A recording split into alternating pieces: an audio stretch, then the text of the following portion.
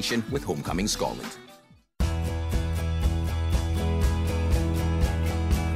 For a small nation, Scotland produces more than its fair share of world-famous people. They include scientists, engineers, inventors, people from the world of sport, business, music and the arts. A panel of experts chosen by STV picked 30 remarkable men and women, and you, the viewers, nominated 5 more names. The People's Choice.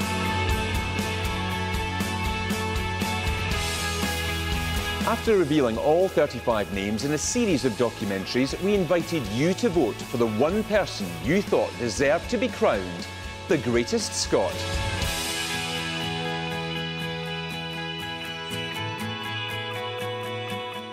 Well, your votes have all been counted, but before we reveal the top 5 nominees and who you've decided is the greatest Scot of all time, I'm going to meet for one last time the presenters of all these categories here at the Borough Collection in Glasgow. First up, let's meet Karen Bremner. Hi, Karen. Hi, Stephen. Remind us who featured in your programme. I had an amazing group of people, fantastic inventors, great philanthropists. Sir William Burrell.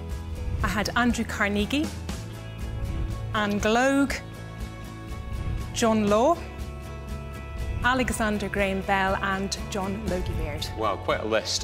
Who appealed to the businesswoman in you from all of those? Gosh, there were some amazing business people there. I mean, Anne Gloag is a fantastic businesswoman. She's grown this company from practically nothing to a huge empire. But I think from the business side of things, it was Andrew Carnegie, a man with 4 years education who went on to become the richest man in the world. So he would be your choice?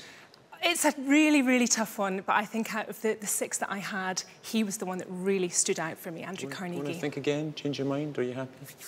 I'm going to stay with Andrew Carnegie, I think, yes. Well, they were inspirational people and an inspirational list, but I have to tell you, they didn't inspire the people of Scotland, who chose none of them. Oh. In fact, Karen, it was the People's Choice who came in at number 5. Let me just remind you who they were.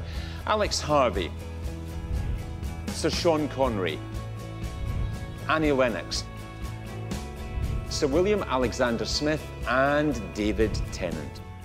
So from that list, who would it be for you? Great list of people. Someone who truly would be a greatest Scot. I think we have to go for Sean Connery out of that list. That's an interesting choice, but I tell you, the people have chosen instead the man who is just about to leave the role, voted the greatest Doctor Who of all time. It's David Tennant.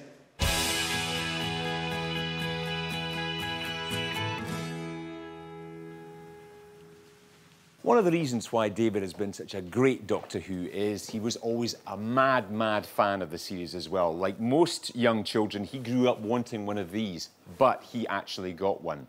So we've come here to meet someone who grew up with the boy who became Doctor Who. That's impossible. No life could have existed back then.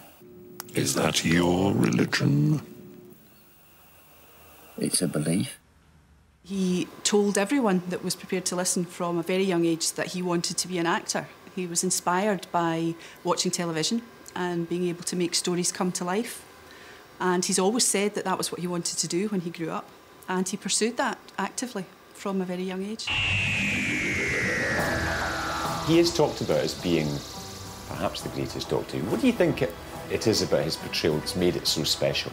I think whichever role David takes on, he gives his absolute all to.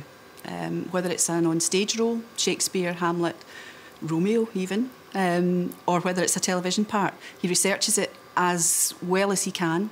He's incredibly well prepared for everything he does. I think with the Doctor Who thing, because he loves it so much, he loves the stories, he loves Russell Davies' writing, it's just been a huge part of his life and something that he has absolutely enjoyed doing the entire time. David Tennant, an ordinary Scot who's achieved extraordinary success, but who is